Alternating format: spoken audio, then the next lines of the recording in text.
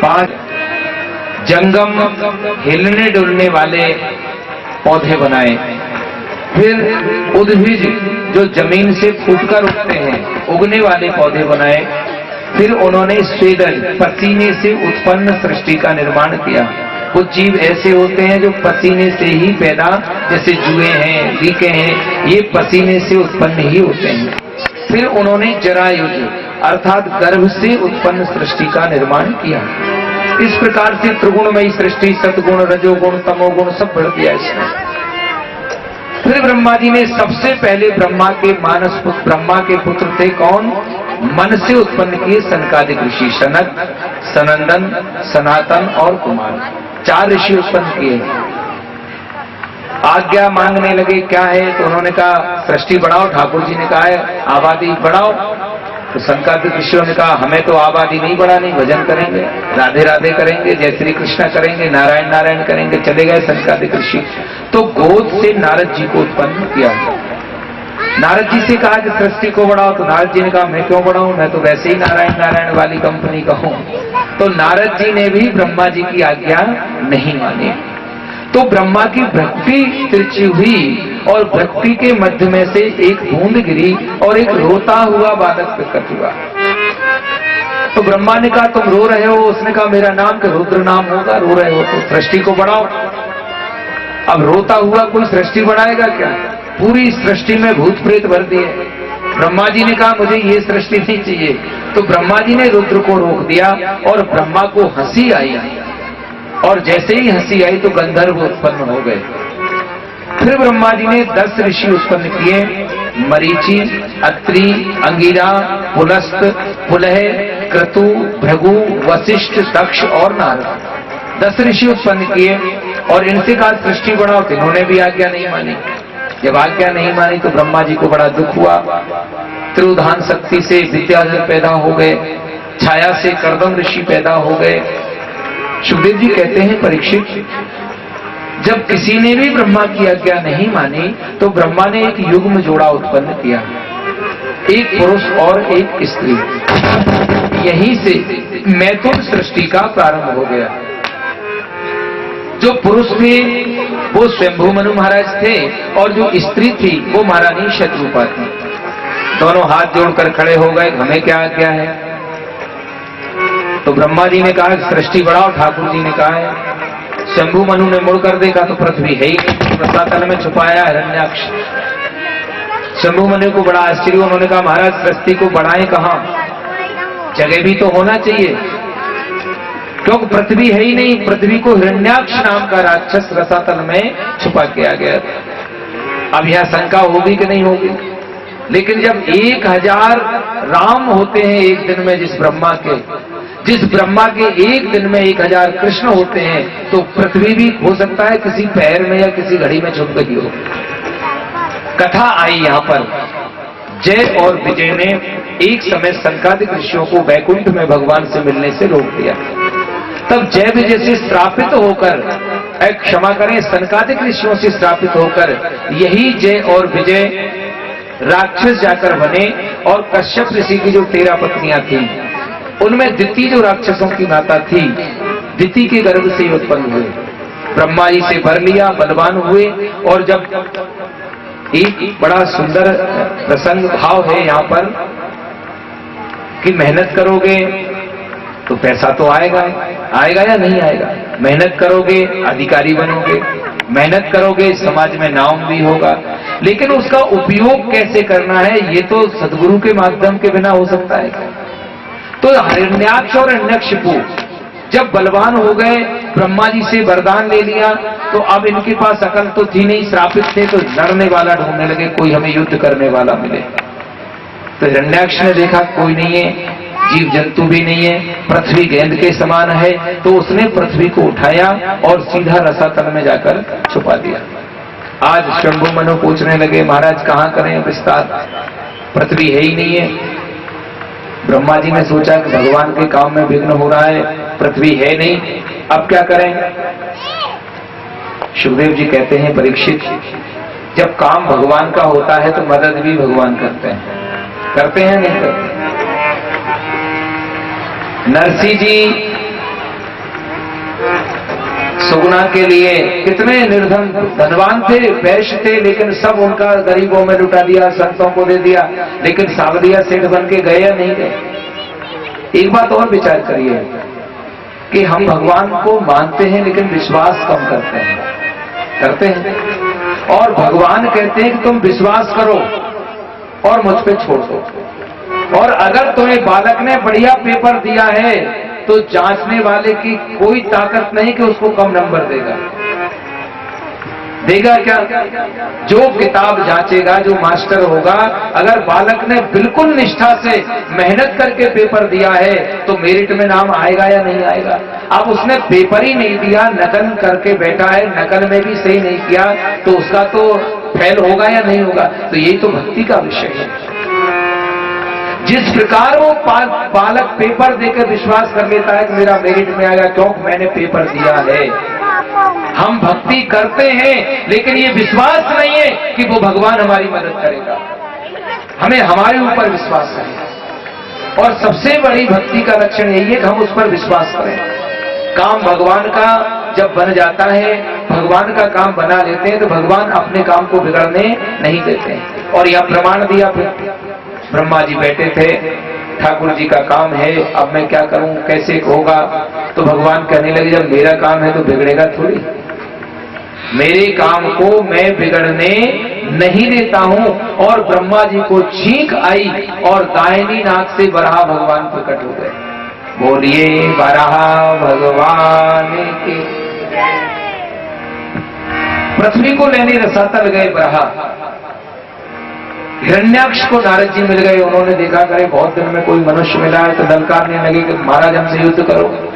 तो नारद जी ने कहा युद्ध नहीं करेंगे, और अगर तुझे युद्ध करना है तो जिस पृथ्वी को तू रसातल में छुपा कर आया है, उस पृथ्वी को एक विचित्र प्राणी लेकर आ रहा है, पहले अपनी पृथ्वी की रक्षा कर, फिर मुझसे युद्ध करना।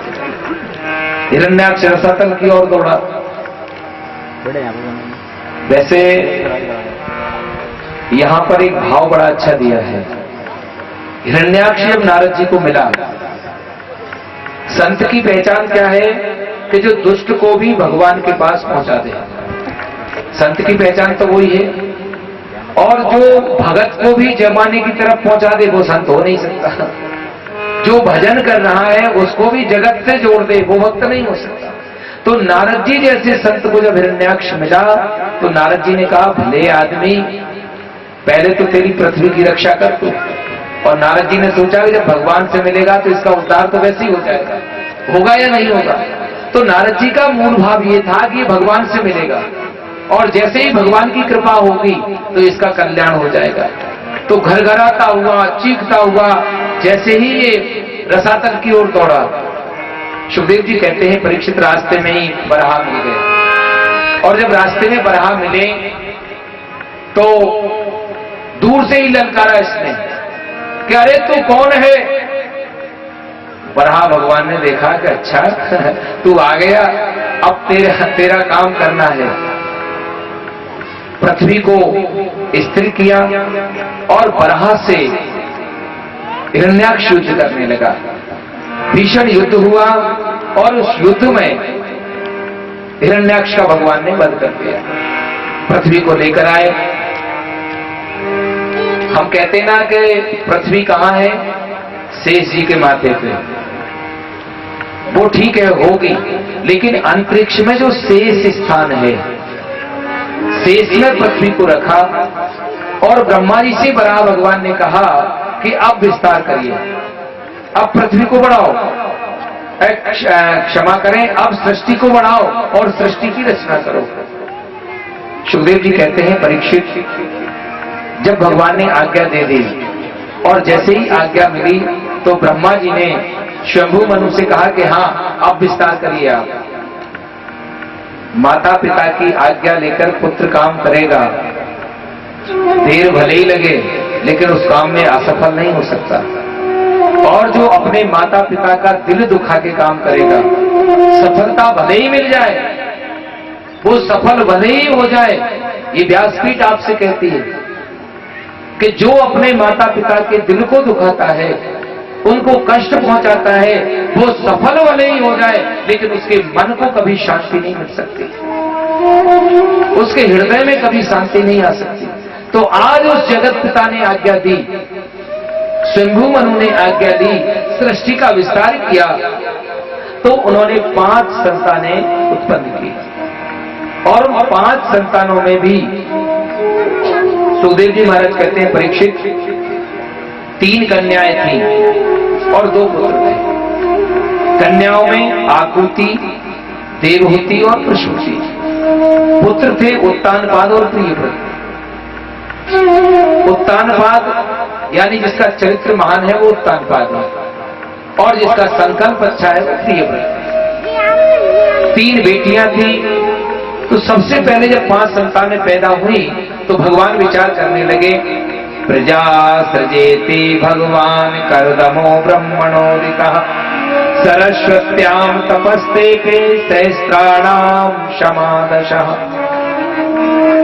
भगवान ने सोचा कि 5 से काम नहीं चलेगा, तो उन्होंने कर्दम ऋषि को प्रेरित किया और कर्दम ऋषि ने तपस्या की। 10,000 वर्ष तक कर्दम ऋषि ने तपस्या की। भगवान प्रसन्न हो गए। कर्दम ऋषि हाथ जोड़कर खड़े हो गए। भगवान ने कहा क्या चाहिए? महाराज मैंने सुना है गृहस्थ आश्रम में बड़े आनंद है, तो मुझे पत्नी चाहिए, इसीलिए मैंने तपस्या की। ना मुक्ति के लिए की, ना भक्ति के लिए की, किसके लिए की? पत्नी के लिए तपस्या की। भगवान ने कहा ठीक है, सरस्वती नदी के किनारे बिंदु सरोवर तीर्थ है, वहां जाकर तपस्या करो। कुछ दिन बाद शंभु मनु आएंगे और अपनी बीच की बेटी देवहूति का विवाह तुमसे कर देंगे। भगवान ने कहा। तो कर्दम ऋषि ने विश्वास किया और सरस्वती नदी के किनारे बिंदु सरोवर के निकट कुटिया बनाई और भगवान का भजन करने लगे। सुखदेव जी महाराज कहते हैं परीक्षित, जब भगवान ने कहा तो निश्चित समय पर शंभु मनु महाराज आए और अपनी पुत्री देवहूति का विवाह कर्दम ऋषि के साथ कर दिया। कर्दम ऋषि संत थे, गृहस्थ तो थे नहीं।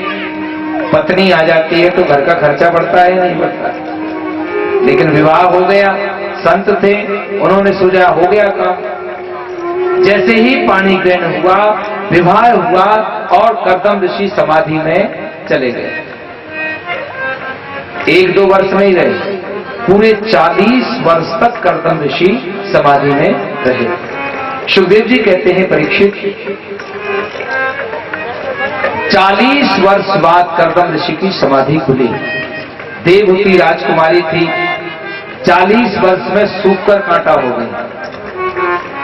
कर्दम ऋषि ने देखा, सोचने लगे ये कौन है? विस्मृति हो गई कि मेरी पत्नी है। जैसे ही देवहूति निकट आई, पास में आई, तो कर्दम ऋषि कहने लगे देवी तुम कौन हो? देवहूति ने सोचा कि ये तो गड़बड़ हो गई थी। कहने लगी स्वामी मैं हूं आपकी पत्नी। आज संत को बड़ा दुख हुआ जब उन्होंने देखा कि मेरे कारण एक जीव को 40 वर्ष तक कष्ट उठाना पड़ा। कर्दम ऋषि ने कहा देवहूति चिंता करने की कोई बात नहीं है, ये बिंदु सरोवर है, इसमें स्नान कर लो। तो संत कुछ भी कर सकते हैं, इस बिंदु सरोवर में स्नान करो। तो पति की आज्ञा हुई और जैसे ही देवहूति ने बिंदु सरोवर में स्नान किया, इतनी सुंदर स्त्री बनी, 20 वर्ष की अवस्था हो गई, सुंदर स्वरूप प्राप्त हो गया। तो कर्दम ऋषि ने भी बिंदु सरोवर में स्नान कर लिया, दिव्य शरीर पाया, एक महल का निर्माण किया, एक दिव्य विमान की रचना की और हजारों वर्षों तक दिव्य भोगों को भोगने लगे। लाखों करोड़ों की संपत्ति है और कोई भोगने वाला नहीं है, तो वो संपत्ति किसी काम की हो सकती है क्या? सुखदेव जी कहते हैं परीक्षित,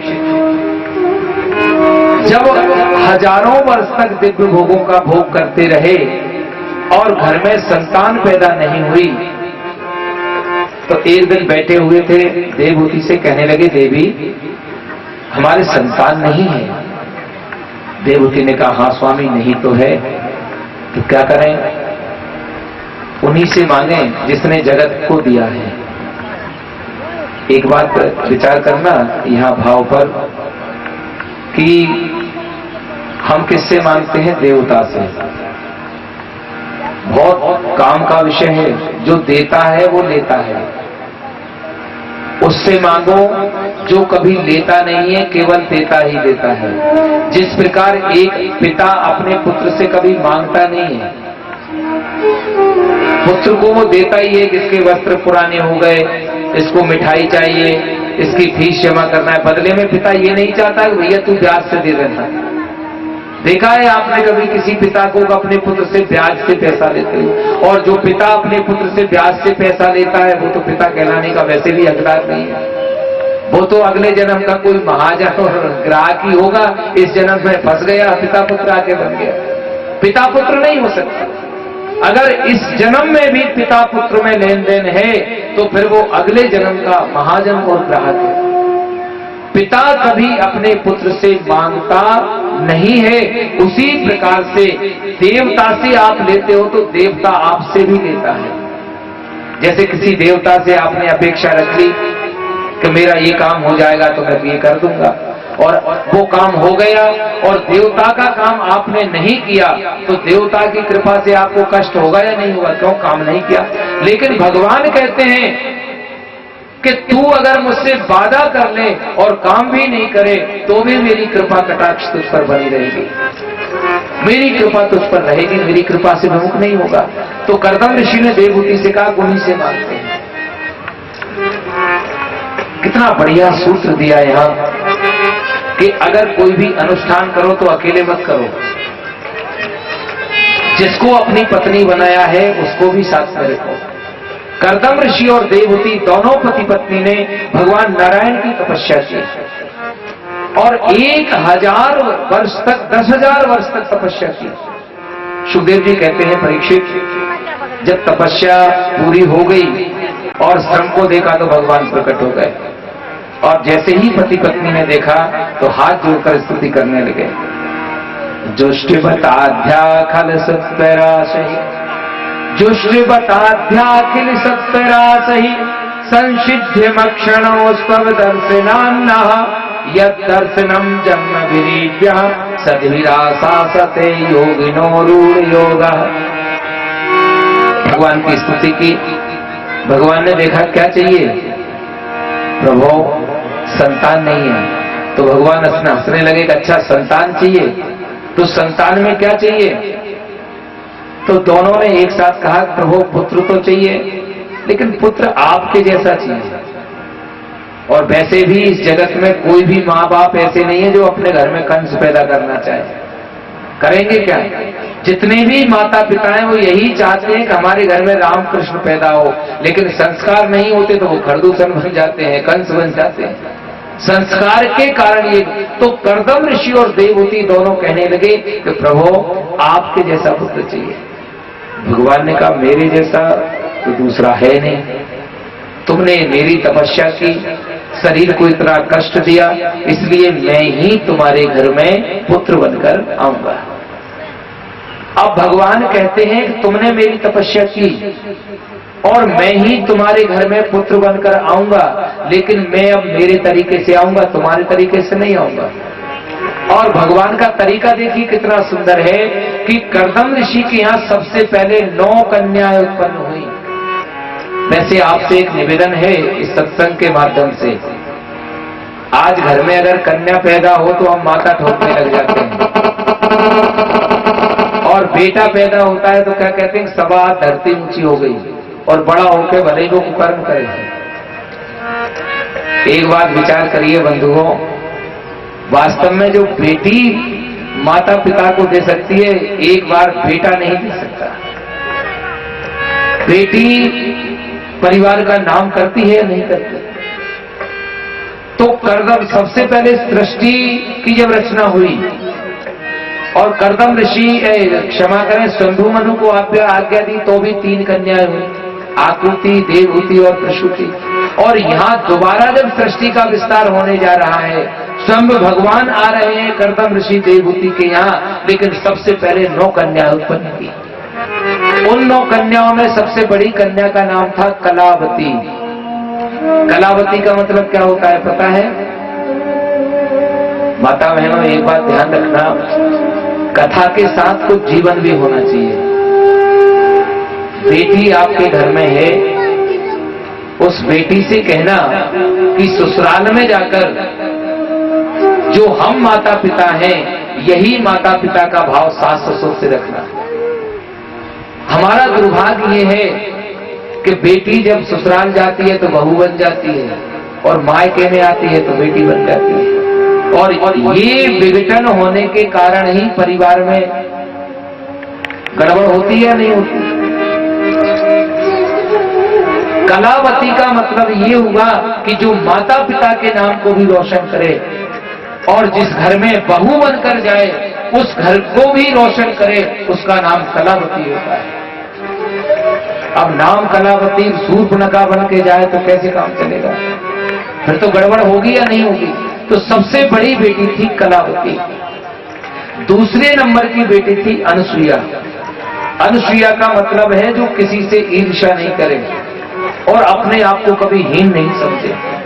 तो कर्दम ऋषि की दूसरी पुत्री थी अनुसुईया, जिनका विवाह अत्रि ऋषि के साथ हुआ, और सतीत्व इतना था कि ब्रह्मा विष्णु महेश तीनों देवता 6 महीने के बालक उनके यहाँ जाकर बने। तीसरी पुत्री थी श्रद्धा, चौथी हविर्भू, गति, क्रिया, ख्याति, अरुंधति और शांति। 9 कन्याएं। 10वीं बार आए भगवान ठाकुर जी, साक्षात भगवान का अवतार भगवान कपिल के रूप में। आश्रम का वातावरण दिव्य हो गया, और जैसे ही भगवान कपिल का अवतार हुआ, बोलिए भगवान कपिल के, कपिल अवतार हुआ कर्दम ऋषि के आश्रम में। ऐसा प्रतीत होता था मानो बसंत ऋतु आ गई। जगह जगह कोयल मधुर स्वर में बोल रही है। मेघा, चमेली, मोगरा, इनके गुलाब, इनके पुष्प खिल रहे हैं। सुखदेव जी कहते हैं कपिल भगवान धीरे धीरे बड़े होने लगे। अच्छा, एक और गड़बड़ है। भागवत के माध्यम से एक चीज और समझना है हमें कि बेटा अगर बढ़िया पढ़ जाता है ना, तो माँ बाप फिर भी उसे बुद्धू ही मानते हैं। वो भले ही डिग्री लेके आ जाए, लेकिन पिता और माता की नजर में क्या कि बुद्धू है, तू क्या जाने हमने। लेकिन यहाँ एक बात आप ध्यान देना कि अगर आपको लगे कि हमारा पुत्र योग्य है और हमसे ज्यादा जानता है, तो उस पुत्र से कुछ सीखना चाहिए। और ये कथा का भाव है, ये हमारा भाव नहीं है, ये कथा का भाव है कि देवहूति को जब लगा कि मेरा कपिल, मेरा पुत्र विद्वान है, तो एक दिन सुंदर चौकी पर बिठाया, सुंदर आसन दिया, और देवहूति श्रोता बनकर क्या कहने लगी? निर्विण्णाम नितराम भूमन सदिंद्रिय तर्षणात्, निर्विण्णाम नितराम भूमन सदिंद्रिय तर्षणात्, येन संभाव्यमानेन प्रपन्नाध्यम तमः प्रभो। प्रश्न किया कि कपिल बेटा, तुम, मुझे लगता है कि मेरे मन में जो शंका है उस शंका को तुम दूर कर सकते हो। बेटा, मैं तुमसे ये पूछना चाहती हूं कि इंद्रियों को वश में कैसे किया जाए? बंधन मन का होता है, शरीर का होता है, या आत्मा का होता है? ये मेरे मन में बार बार जिज्ञासा उठती है, और मैं तुमसे इस प्रश्न को पूछना चाहती हूं।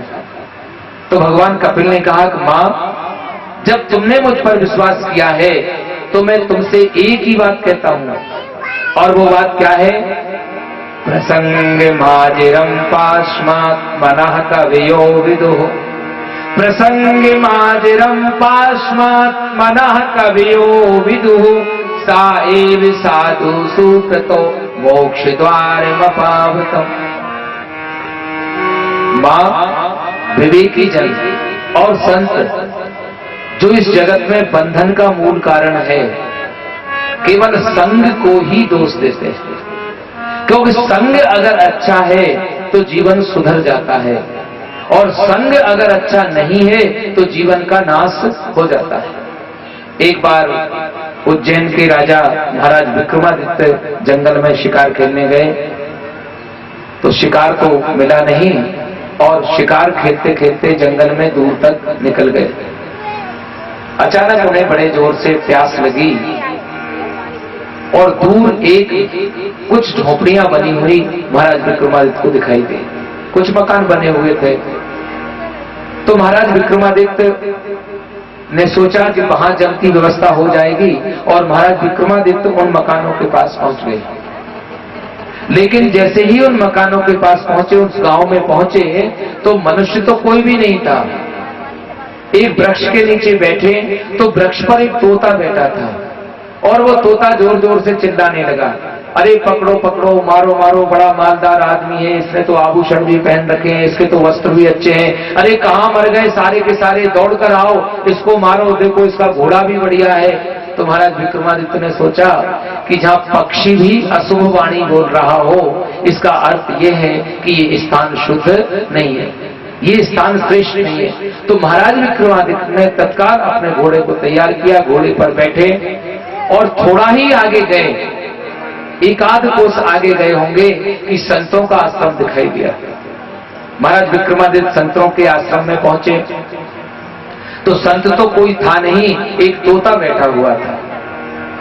उसने कहा, आइए महाराज विक्रमादित्य, मैं जानता हूं कि आप उज्जैन के राजा हैं और इस जंगल में रास्ता भूल गए हैं, अब आश्रम में संत तो कोई है नहीं, लेकिन महाराज आपको प्यास लगी होगी तो सुराही में ठंडा जल रखा है, आप जल पी लीजिए, कुटिया में सुंदर पके हुए फल रखे हैं, आप फल खा लीजिए। विक्रमादित्य को बड़ा आश्चर्य हुआ। उन्होंने कहा, ऐसा का ऐसे ही तोता था, पकड़ो पकड़ो, मारो मारो, कहां भाग गए, कहां मर गए, और एक ये तोता है जो स्वागत कर रहा है। तो विक्रमादित्य कुछ समय के लिए हतप्रभ जैसे रह गए। तोते ने देख लिया कि मैं समझ गया महाराज, आप मेरे भाई से मिलकर आ रहे हैं। एक तूफान में हम दोनों भाई बिछुड़ गए, तो वो जो तुम्हें रास्ते में तोता मिला था वो मेरा सगा भाई है, लेकिन वो चोरों के हाथ में पड़ गया और मैं संतों के हाथ में पड़ गया, और इसी कारण वो पकड़ो पकड़ो, मारो मारो करता है और मैं किसी अतिथि का स्वागत करता हूं। तो भगवान कपिल कहते हैं कि मां, ये संग ही है, आज हमारे जीवन का जो नाश हो रहा है ये संग के कारण हो रहा है, और जीवन का कहीं सुधार हो रहा है, जीवन का कहीं उत्थान हो रहा है तो संग के कारण हो रहा है। संग अच्छा होगा तो जीवन श्रेष्ठ बन जाता है, संग अगर बुरा होगा तो जीवन नष्ट हो जाता है। तो भगवान कपिल कहते हैं कि संग सर्वात्मना त्याज्यः साचेति युक्तम न शक्यते, ससदिवास कर्तव्या सताम संगो हि भेषजम्। कामः सर्वात्मना हेयु हातु छेक्यते नासः, मुमुक्षां प्रति तत्कार्यं सैवं तस्यापि भेषजम्। तजो मन हरि विमुखन को संग, तजो मन हरि विमुखन को संग, तजो मन हरि विमुखन को संग, तजो मन हरि विमुखन को संग। जिनके संग उमरती उपजत है, जिनके संग उमरती उपजत है, परत भजन में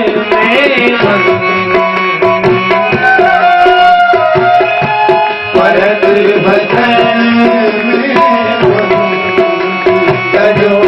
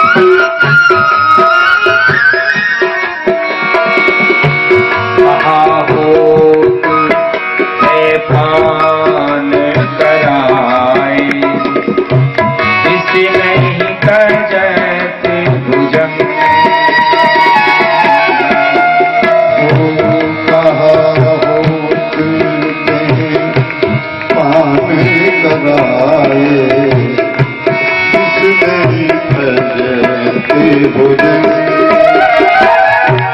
आ गई कहा कपूर चुगाए, आ गई कहा कपूर चुगाए, स्वामी नहाए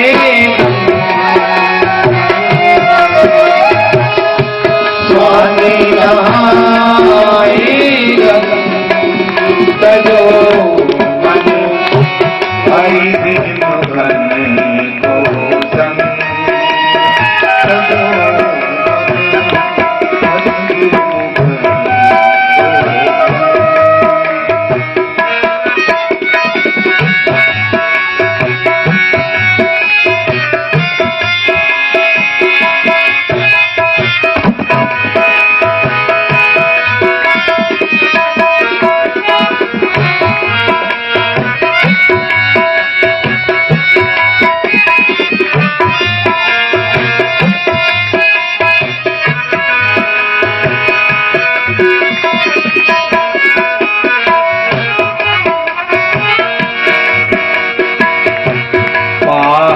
पतित पाने नहीं वेदत गीतो करत विसन,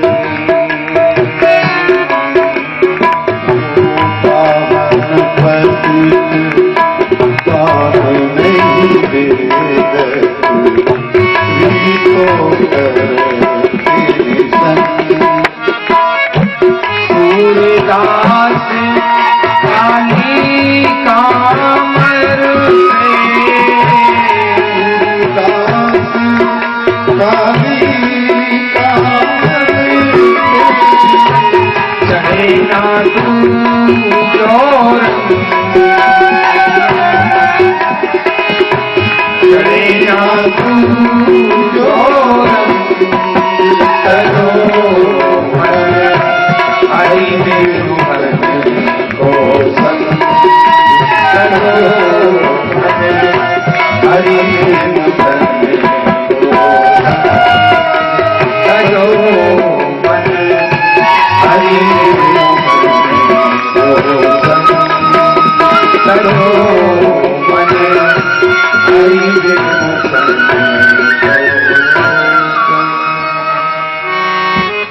वैसे इस बात को आप ही अच्छी तरह समझते हैं, कथा तो चली रही है, लेकिन आप भी ये बात समझते हैं कि संग से ही सब गड़बड़ होती है। जिसका संग लग जाए फिर उसी के रंग में रंगते हैं, नहीं रंगते। अगर अच्छा संग लग गया तो उसके रंग में कथा चल रही, 7 दिन कथा सुनने आओगे तो राधे राधे करोगे या नहीं करोगे, और कथा नहीं सुनी कहीं दूसरे रंग में रंग गए तो वो तो जय श्री कृष्ण ही है जो भी है वो जय श्री कृष्ण है।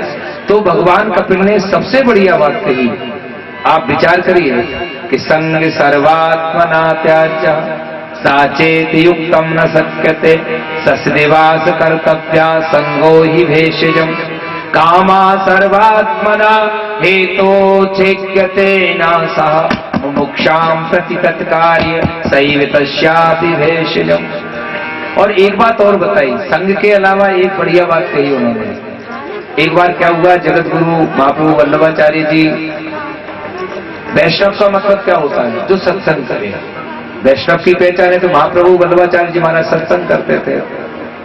एक बार गए तो एक गांव के किनारे उन्होंने रात्रि सूर्यास्त हो रहे थे, तो पूरे डेरे के साथ गांव के किनारे रुक गए।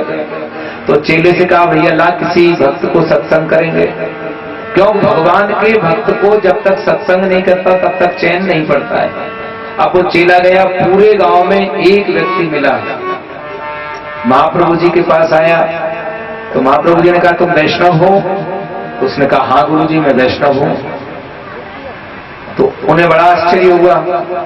उन्होंने कहा, तुम कैसे वैष्णव हो? वैष्णव तो रोज सत्संग करता है, तुम अकेले कैसे सत्संग करते होंगे? तो उसने कहा, एक और वैष्णव है। तो महाप्रभु जी को बड़ा आश्चर्य हुआ। उन्होंने कहा, मेरा चेला कह रहा है कि तुम अकेले एकमात्र वैष्णव हो। तो उसने कहा कि मेरे अलावा एक और वैष्णव है। तो महाप्रभु जी ने कहा, कौन है? कि वो कोई आदमी थोड़ी है, वो एक पीपल का पेड़ है, मैं रोज उसके नीचे बैठता हूं और सत्संग करता हूं। बुरे व्यक्तियों की अपेक्षा अकेले रहो, मौनम सदा संजय। भगवान कपिल क्या कहते हैं कि अहिंसा सत्यमास्तेयम या विदर्थ परिग्रह ब्रह्मचर्य तपा शौचः स्वाध्याय पुरुषार्थ मौनः सदा संजय स्थैर्य प्राण जया शनहि प्रत्याहारश्च इंद्रियाणां विषयान् मनसा हृदि। बुरे लोगों की अपेक्षा, ये जरूरी नहीं कि आपके 50 मित्र हैं वो बुरे हैं, उनकी अपेक्षा एक भी मित्र नहीं हो, हम अकेले रहें वो ज्यादा अच्छा है। दुष्ट संग नहीं दे विधाता याते भलो नरक को वास। तो भगवान कपिल ने कहा कि अगर जीवन को श्रेष्ठ बनाना है तो पहले अपना रहन सहन, आसपास अड़ोस पड़ोस अपने मित्रों को श्रेष्ठ बनाओ। अगर मित्र श्रेष्ठ होगा तो कुबेर का भी खजाना आपके पास होगा, किंतु आपके पतन होने से रोक नहीं सकता। और अगर आपके पास भरपेट रूखी रोटियां भी मिल जाए, लेकिन आपका संग श्रेष्ठ है तो वो रूखा भोजन भी आपको अमृत के समान लगेगा।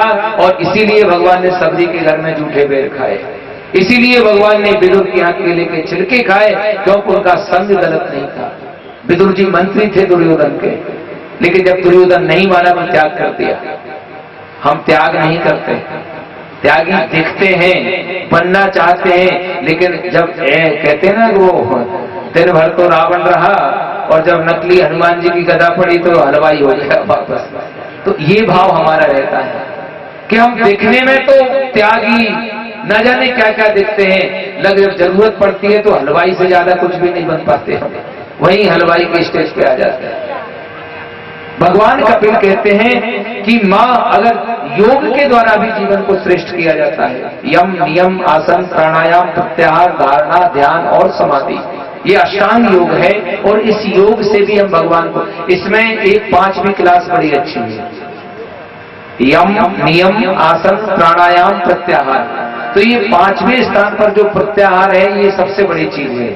और इसको आप समझना कथा के माध्यम से कि आप 1 महीने इंदौर रहो और इंदौर में 5 स्टार होटल में जाके कमरा बुक करा लो, 5-5 मिनट में चाय आ रही है, वेटर हाजिर खड़ा है, लेकिन घड़ी घड़ी याद आएगी कहां की, मैं तो पीपल खड़ी जाऊंगा चाय भले मच्छर काटे।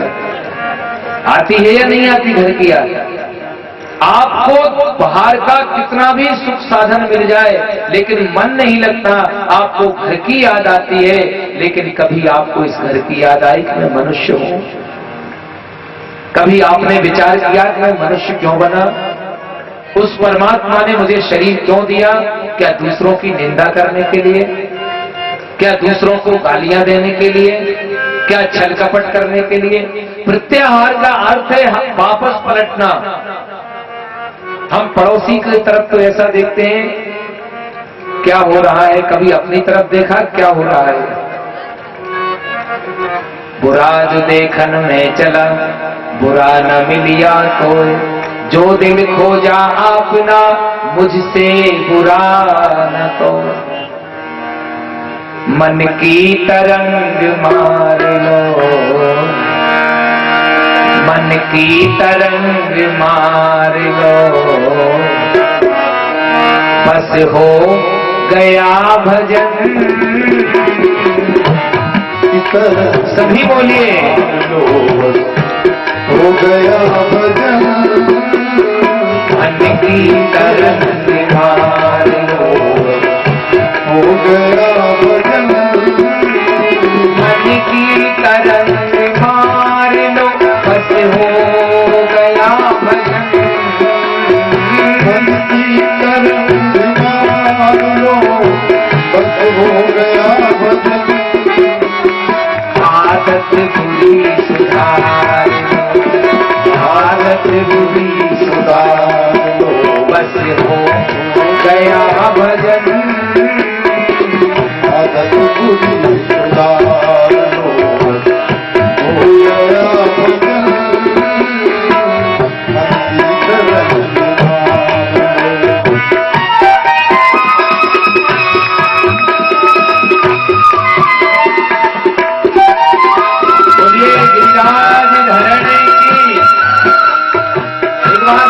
बोलिए विराज धरने की। अच्छा हाथ उठा के बोलो, बोलिए राधा रानी की जय। आलस नहीं आएगा।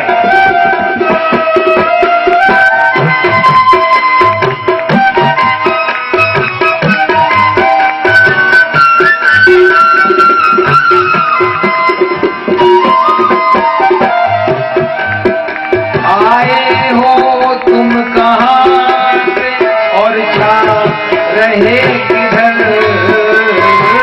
आए हो तुम कहाँ से और जा रहे किधर? आए हो तुम कहाँ से और जा रहे किधर? आए हो तुम कहाँ से और जा रहे किधर? इतना ही तो विचार, इतना ही तो विचार, बस हो गया भजन।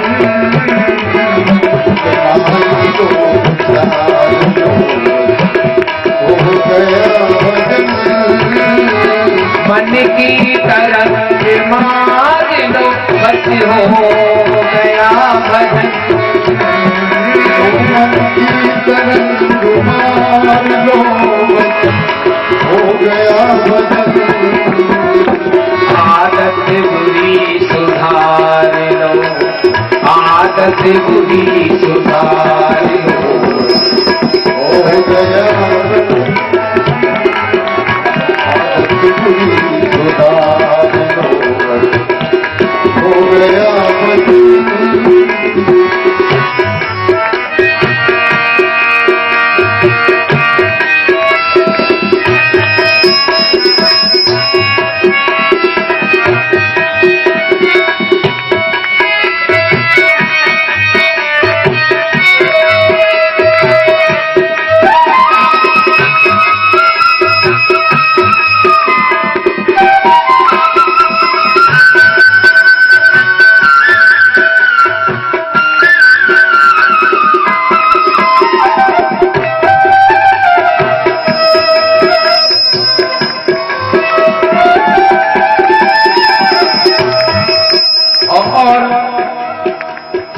एक बात ध्यान देना, हम क्या करते हैं, किसी की सगाई करने में कम योगदान देते हैं, सगाई काटने में ज्यादा जोर लगाते हैं। लेकिन भजन का भाव समझना,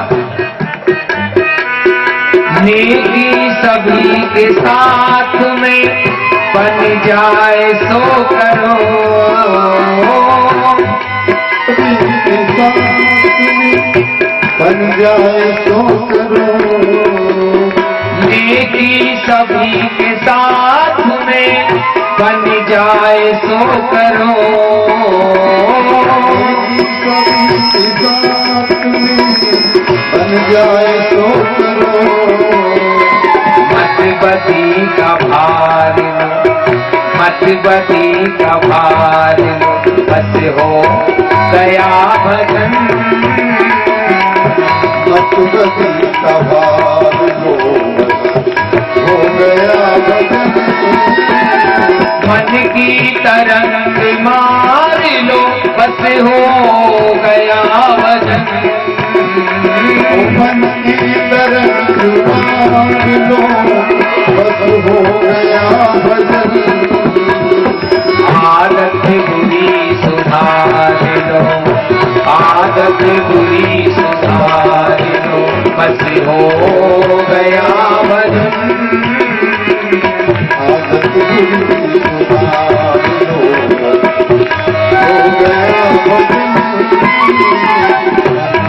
तरंग मार लो, हो गया भजन।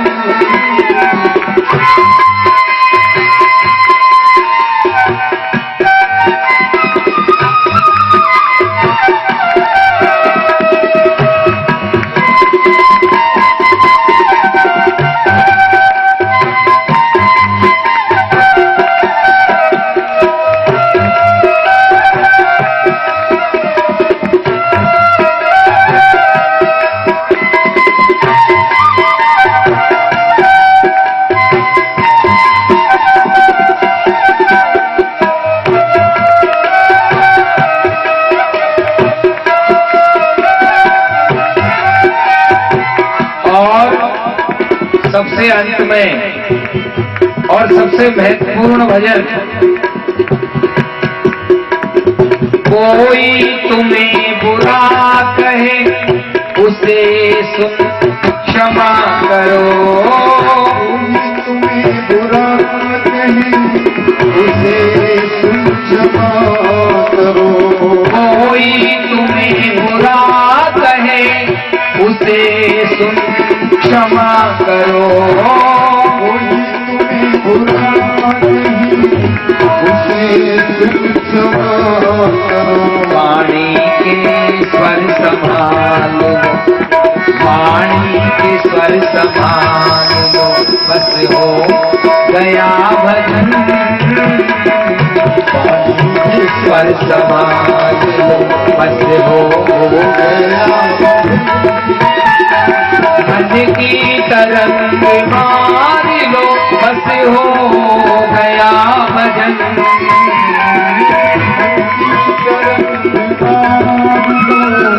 बस हो गया भजन, आदत बुरी सुधार लो, आदत बुरी सुधार लो, बस हो गया भजन, आदत बुरी सुधार लो, बस हो गया भजन, बस हो गया भजन, बस हो गया भजन।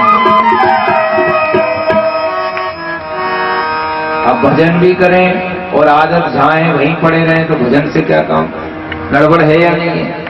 तो भगवान कपिल कहते हैं अहिंसक बनो, मौन व्रत धारण करो, और सबसे अच्छी बात बताई भोजन की शुद्धता अवश्य रखो।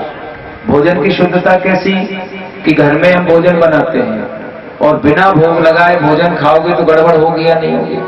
वैसे भी आप एक बात बताओ,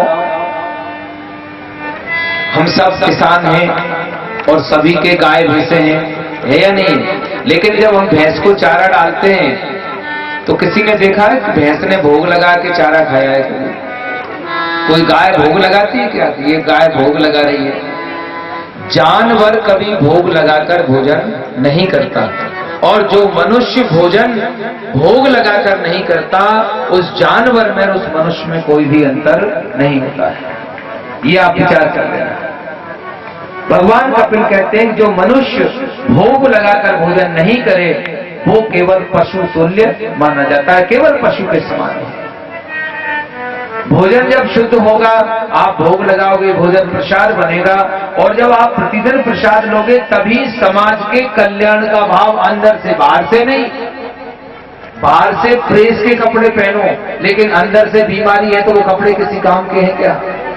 तो बाहर से सुधारक बनने की अपेक्षा अगर वास्तविक सुधारक बन जाओ तो फिर बाहर चिल्लाने की जरूरत नहीं है, फिर दीवार में लिखने की आवश्यकता नहीं पड़ेगी। पड़ोसी खुद करेगा जय श्री कृष्णा, करेगा या नहीं करेगा?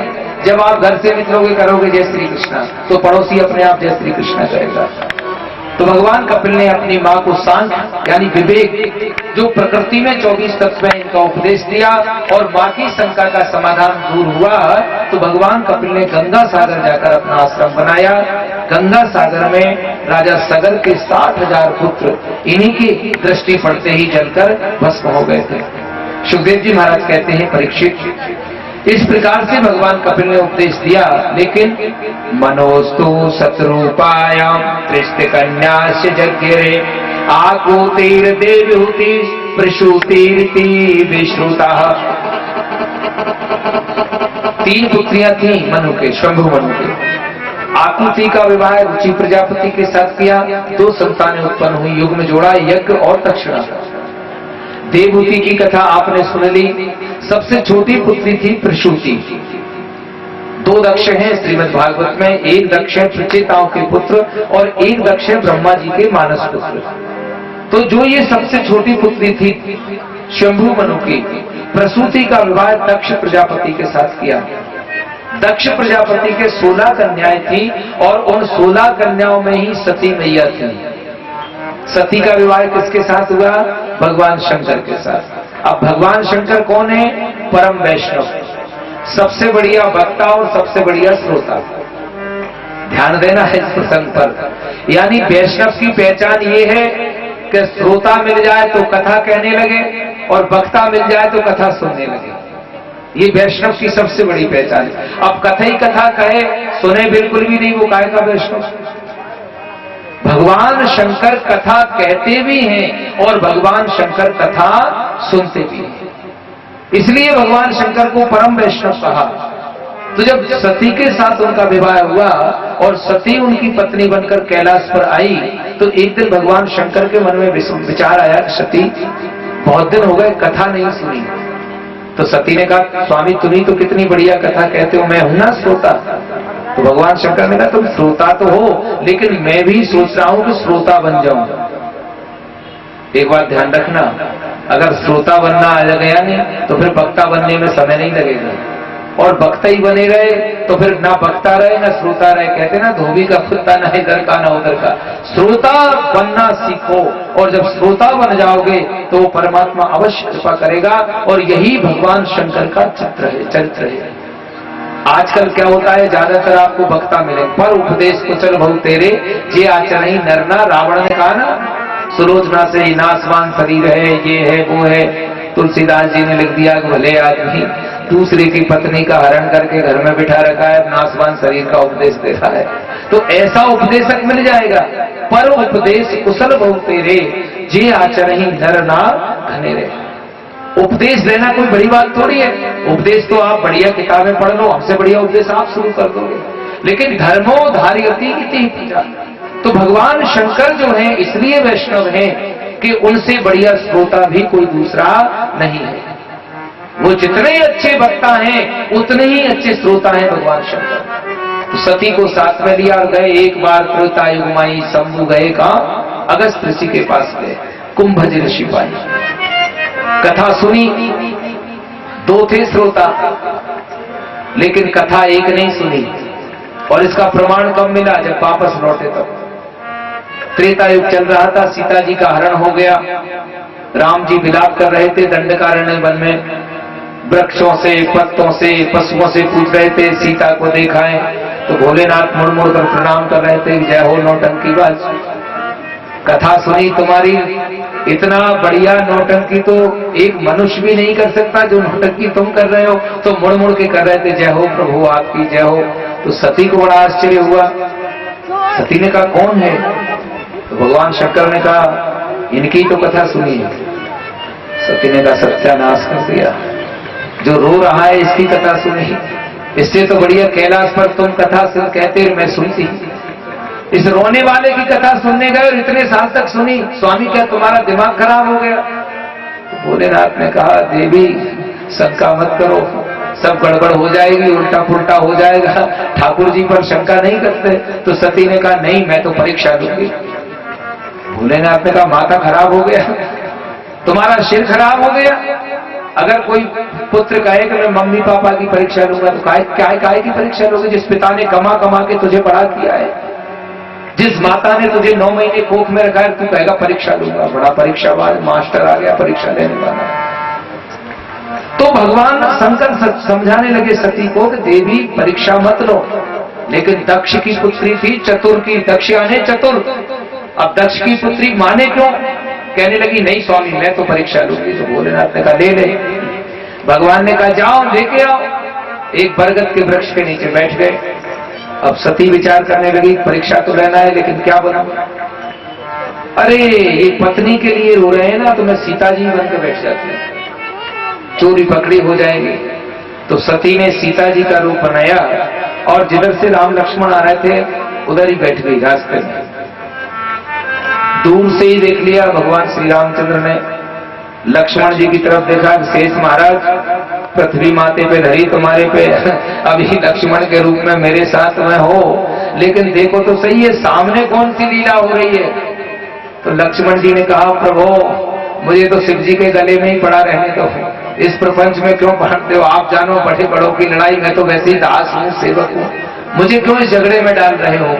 अब जैसे ही सती के पास पहुंचे तो राम लक्ष्मण दोनों ने साष्टांग प्रणाम किया, जय हो मातेश्वरी। पतिव्रता स्त्री अकेली भ्रमण कर रही है, क्या चक्कर है? क्योंकि पतिव्रता स्त्री तो वो है बिना पति के अकेली कहीं नहीं भ्रमण करती। कहाँ है भोले बाबा? अब घबरा गए देवी जी की, यहाँ तो मेरी चोरी पकड़ी हो गई। कांप उठी सती, सोचने लगी कि मैं तो परीक्षा लेने गई थी और ये तो पकड़ी गई। भगवान राम ने प्रणाम किया, पिता सहित नाम बताया, लक्ष्मण जी ने प्रणाम किया, तो सती घबरा गई कि मैंने बहुत बड़ा पाप किया जो मेरे पति की आज्ञा को नहीं माना। और बंधुओं विचार कर लेना कि अगर घर में पिता विद्वान है, भाई विद्वान है और उसकी आज्ञा की आप अवज्ञा करेंगे तो सती की, जब सती नहीं बच सकी तो हम तो एक साधारण श्रेणी में आते हैं।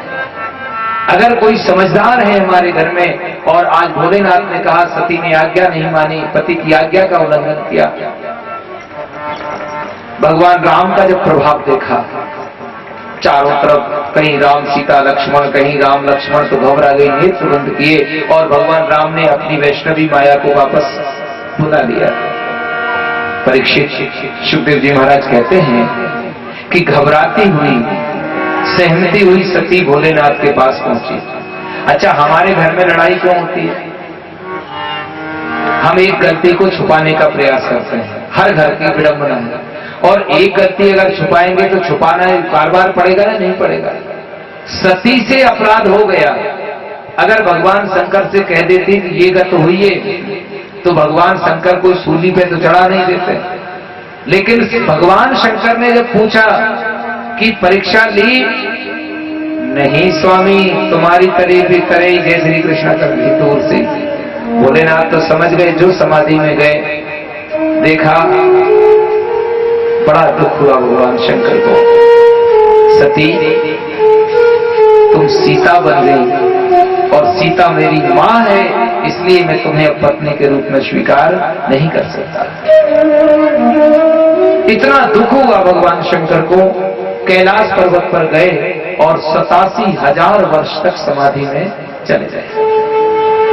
सती जानती थी कि मेरा अपराध है, मेरे अपराध के कारण मुझे ये दंड मिला है। भोलेनाथ समाधि में गए। 87,000 वर्ष के बाद जब भगवान शंकर की समाधि खुली तो सती को सामने आसन दे दिया। उसी समय दक्ष प्रजापति ने यज्ञ का आयोजन किया। भगवान शंकर सती से कथा कह रहे थे और आकाश मार्ग से देवता और देवांगनाएं विमानों में बैठ बैठकर दक्ष के यहां जा रहे थे। सती ने इतने विमान देखे तो कहा, स्वामी ये विमान कहां जा रहे हैं? तो भगवान शंकर ने कहा, हमारे ससुर जी के यहां जा रहे हैं, तुम्हारे पिताजी के। सती ने कहा, वहां क्या है? भोलेनाथ ने कहा, यज्ञ है। सती ने कहा, यज्ञ है तो हमें भी तो बुलाया होगा। तो भगवान शिव ने कहा, नहीं, हमें नहीं बुलाया। सती ने पूछा, क्यों? कि एक बार प्रजापतियों की सभा में जब दक्ष आए तो ब्रह्मा जी में खड़े नहीं हुए। अब सम्मान का भूखा व्यक्ति तो यही करेगा। 99 अगर पैर छीन भी लेंगे और एक ने पैर नहीं छीए तो घड़ी घड़ी उसे ही दिखेगा किसने चरण स्पर्श नहीं किए। क्योंकि अभिमानी व्यक्ति की पहचान है ये कि वो ये नहीं देखता किसने सम्मान किया है, वो ये देखता है किसने सम्मान नहीं किया है। तो दक्ष ने जब देखा कि मेरे आने पर पूरे देवता खड़े हो गए, ब्रह्मा जी खड़े नहीं हुए तो मेरे पिता हैं, कोई बात नहीं, लेकिन शिव को तो मैंने अपनी पुत्री दी है, ये तो मेरे दामाद हैं, इन्हें तो खड़ा होना चाहिए। और तभी से दक्ष प्रजापति भगवान शंकर से शत्रुता का भाव रखने लगे और आज जब यज्ञ हुआ तो उन्होंने निमंत्रण नहीं दिया। सती ने कहा, स्वामी मैं जाऊं। भोलेनाथ ने कहा, अपमान होगा, मत जाओ। सती नहीं मानी, यज्ञ में गई, किसी ने सम्मान नहीं किया। जब यज्ञशाला में पहुंची और सती ने सबके लिए स्थान देखे लेकिन भगवान शंकर के लिए कोई स्थान नहीं देखा, ये सती की पहचान है। पत्नी की सबसे बढ़िया पहचान है कि जहां पति को सम्मान नहीं, उसे जीवित रहने का भी कोई अधिकार नहीं होता। जब सती ने देखा कि भगवान शंकर के लिए कोई स्थान नहीं है, रक्त वर्ण के नेत्र हो गए सती के, क्रोध से ओष्ठ फड़कने लगे, गर्म श्वासें नथनों से निकलने लगी और एकदम गर्जना करके बोली कि हे पिताजी, आप मेरा अपमान करते तो ये शरीर मुझे दिया है, मुझे कोई चिंता नहीं थी, लेकिन आपने अपमान उनका किया है जिनके हाथ में मेरा कन्यादान दिया है। आपने इंद्र को, वरुण को, वायु को, अग्नि को, विष्णु को, ब्रह्मा को, सभी को स्थान दिया है, लेकिन मेरे पति भगवान शिव को कहीं स्थान नहीं दिया। हे पिता, अगर मैं मन, वचन और कर्म से भगवान शिव की अर्धांगिनी हूं तो ये प्रतिज्ञा करते हूं कि तुम्हारा ये यज्ञ कभी सफल नहीं होने दूंगी। योगाग्नि प्रकट की और उसी समय सती ने अपने शरीर को उसी योगाग्नि में जलाकर भस्म कर दिया। भगवान शिव के गण के साथ में उस यज्ञ का विध्वंस करने लगे, नष्ट करने लगे। वीरभद्र नाम के गण जो भगवान शिव की जटाओं से उत्पन्न हुए थे, दक्ष का मस्तक काटा और अग्नि के कुंड में डाल दिया। देवता घबरा गए, अनुष्ठान गड़बड़ हो जाएगा। सभी देवता भृगु ऋषि आचार्य थे।